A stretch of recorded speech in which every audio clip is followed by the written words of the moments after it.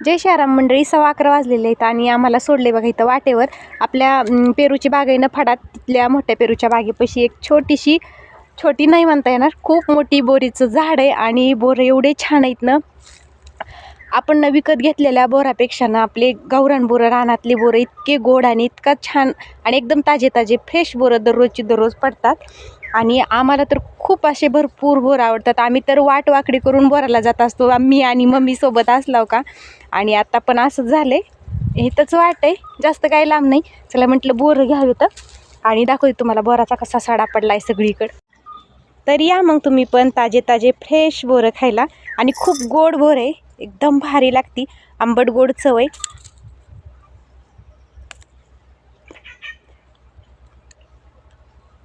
दिवसात खाण्याचा स्वाद काय वेगळाच बघा, खायला पण खूप मजा येते. बोरं वेचताना एकीकडे खायला चालू आणि एकीकडे वेचायला चालू,